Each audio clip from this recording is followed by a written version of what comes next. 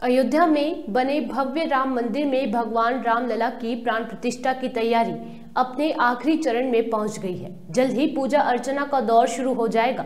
17 जनवरी को भगवान रामलला अपने मंदिर में प्रवेश करेंगे। उसके अगले दिन वो स्वयं गर्भगृह में प्रवेश करेंगे। इस दौरान मंदिर परिसर यज्ञ और हवन चलता रहेगा। 22 जनवरी को प्रधानमंत्री नरेंद्र मोदी के हाथों प्राण प्रतिष्ठा होगी। देखिए ये खास रिपोर्ट। भारत और नेपाल के लोगों के बीच संबंध अनंत काल से बिना रुके चले आ रहे हैं। दुनिया में दूसरे कोई भी दो देश सामाजिक, सांस्कृतिक, धार्मिक, आर्थिक तथा राजनीतिक क्षेत्रों में एक दूसरे से इतने नहीं जुड़े हैं जितने ये दोनों देश हैं। दोनों देशों के बीच रिश्तों की नींव हजारों वर्ष पूर्व रामायण काल के दौरान माता सीता और भगवान राम के जनकपुर में हुए विवाह को माना जाता है। अब इसी रिश्ते में एक और मोड़ आया है, या यूं कहें तो ये रिश्ता आने वाले दिनों में और मजबूत होने वाला है।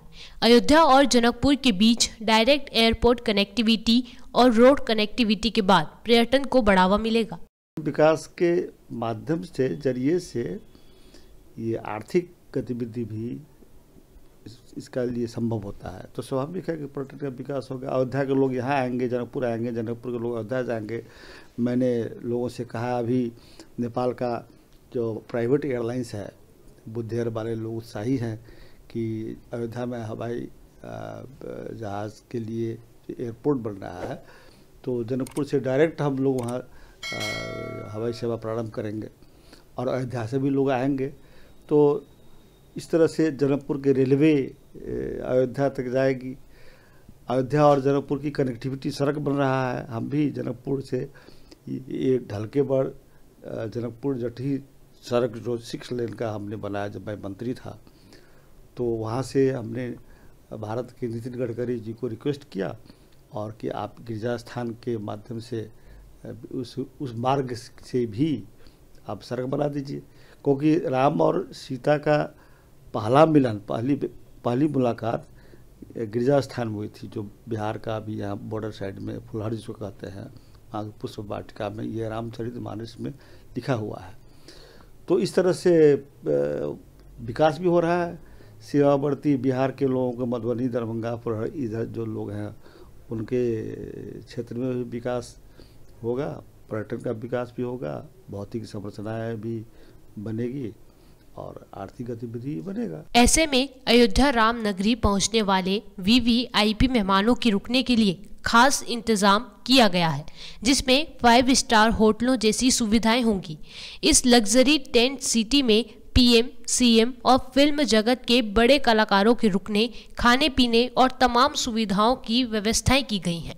टेंट सिटी में 5 स्टार होटलों की तरह की सुविधाएं दी गई हैं, जैसे air conditioner, luxury bedroom, internet सेवाओं के साथ साथ सुरक्षा व्यवस्था के भी पुख्ता इंतजाम किए गए हैं।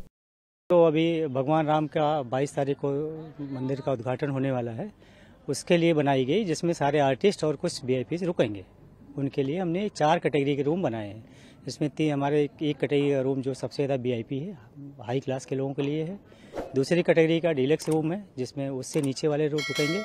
तीसरी कैटेगरी का रूम जो 4 बेडेड है, 4 बेड है उसमें इनके कलाकार लोग जो बाहर से आएंगे वो लोग रुकेंगे। और एक 8 बेड का है, उसमें जो उससे थोड़ा सा जूनियर कलाकार होंगे उनके लिए हमने इंतज़ाम किया है। और क्या कुछ व्यवस्थाएं की गई हैं? यहाँ पे हमने 2 डाइनिंग हॉल बनाए हैं। एक में वीआईपी डाइनिंग हॉल होगा और दूसरा एक सामान्य गेस्टों के लिए होगा, जिसमें हम डेली लगभग 500 के आसपास लोगों को खाना खिलाएंगे। सीता रसोई और सबरी रसोई का भी यहाँ नाम दिया गया है, क्या कुछ है इनकी? ये हमने 2 डाइनिंग हॉल जो बनाए हैं, ये भगवान राम के या रामायण से जो भी प्रेरित वर्ड्स के हिसाब से हमने इस दोनों को चुना हुआ। राम मंदिर प्राण प्रतिष्ठा के लिए किन्नर अखाड़े को भी बुलावा आया है। अयोध्या की ओर प्रस्थान करते हुए किन्नर अखाड़े के संतों ने प्रयागराज संगम में स्नान किया। यहाँ वो भक्ति में सराबोर दिखे। ये 2024 और जनवरी 22 तारीख को हमारे राम लाला का भव्य मंदिर बनने जा रही है, दिव्य मंदिर बनने जा रही है, क्योंकि 500 बरस से हमारे राम लाला एक कुटिया में थे, एक कुटिया में उनको एक टेंट में उनको रखा गया था। आज उनका भव्य और दिव्य मंदिर बनने जा रहे हैं। 22 तारीख को उनका प्राण प्रतिष्ठा है।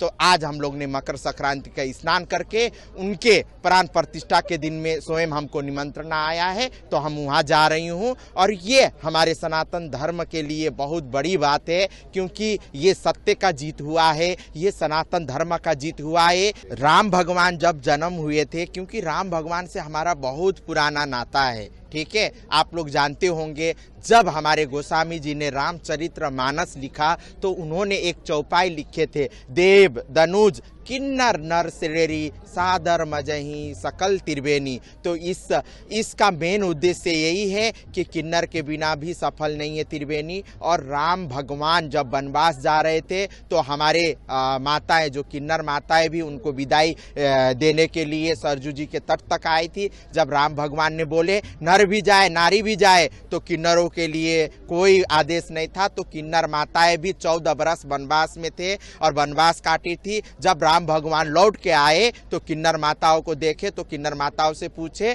तो किन्नर माता ने सारा चीज बताए। तो फिर उसके बाद राम भगवान ने किन्नर माताओं को आशीर्वाद दिए थे कि कलयुग में जाके आप जिसको आशीर्वाद देंगे वो लगेगा। उसी के भाव के साथ हम लोग सब कोई जाएंगे। जब राम भगवान जन्म लिए थे तो भी हमारे किन्नर माता जी जाके, है ना, वहाँ पे अयोध्या में जाके बधाई गाना, उनका सोहर गा के उनको आशीर्वाद दी थी। और हमारे राजा दशरथ ने हम किन्नर माताओं को नेक के हमारे वो बधाई उन्होंने नेक दिए थे। तो ये बहुत बड़ी बात है। लोग भजन कीर्तन गाकर इस मौके का जश्न मना रहे हैं। ऐसा ही एक राम भजन जम्मू कश्मीर के उरी की रहने वाली बतूल जहरा ने पहाड़ी भाषा में गाया है, जो काफी वायरल हुआ है। साथ ही उन्होंने कहा कि हमारे समुदाय के लोग भी काफी सपोर्ट कर रहे हैं।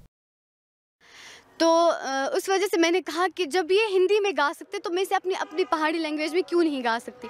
तो मैं बैठी कॉपी पेन लेके मैंने ये भजन अपनी पहाड़ी लैंग्वेज में गाया, मेरी मदर टंग में गाया।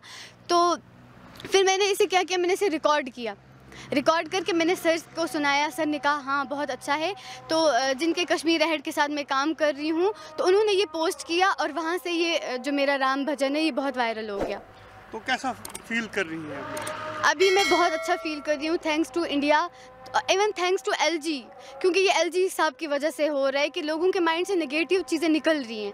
तो इस टाइम जैसे मैंने राम भजन गाया तो हमारे मुस्लिम भाइयों ने इवन मुझे बहुत अप्रिशिएट किया, बहुत कांग्रेट्स किया मुझे कि आपने इतना अच्छा गाया। इस टाइम बड़े बड़े न्यूज़ चैनल से आपको कॉल्स आ रही हैं, आप लाइव कर रहे हो उनके साथ। ये सारा कश्मीर अहेड की वजह से हुआ। तो लोगों के लिए पूरे हिंदुस्तान में आपको देख रहे हैं, क्या मैसेज देना चाहेंगे? मेरी ये मैसेज है, फर्स्टली जो मैं सैयद कम्युनिटी से बिलोंग करती हूँ, तो जो हमारे इमाम हुसैन अलैहिस्सलाम है ना, उनका ये पैगाम है कि जिस वतन में आप रहें उनसे मोहब्बत करें। मतलब वतन हुब्बे मोहब्बती जिसको बोलते हैं, अपने वतन से करिए। तो मेरा ये मानना है कि हिंदू मुस्लिम सिख ईसाई आपस में है भाई भाई, लड़ झगड़ के कुछ नहीं मिलने वाला। हिंदू लोग मुस्लिम्स की रिस्पेक्ट करें, हम लोग उनकी रिस्पेक्ट करें। तो स्पेशली जैसे हमारे हज़रत मोहम्मद मुस्तफ़ा सल्लल्लाहु अलैहि वसल्लम थे, उन्होंने हमें ये चीज़ सिखाई कि बेटा कि जो मेरी उम्मत है उनको कभी किसी के साथ लड़ना झगड़ना नहीं है। तो जो श्री राम जी थे वो पुरुष उत्तम उन्हें कहा जाता था। तो वो इंसानों में पुरुष उत्तम थे, मतलब सबसे हाई जगह पे उन्हें माना जाता था, क्योंकि वो ऑनेस्टी की वजह से बहुत फेमस थे, वो आइडियल पर्सन थे और वो जस्टिस पे ज़्यादा बिलीव करते थे। वृंदावन और अयोध्या दोनों ही नगरी भगवान की लीला स्थली है। इसी वजह से वृंदावन का हर ब्रजवासी भी रामलला के आगमन से खुश है, जिसे लेकर लोगों में उत्साह बढ़ता जा रहा है। हर कोई रामलला के लिए उपहार भेजने को उत्सुक है। इसी क्रम में भगवान कृष्ण की नगरी वृंदावन से मर्यादा पुरुषोत्तम भगवान राम के लिए कई उपहार अयोध्या नगरी पहुंचे हैं।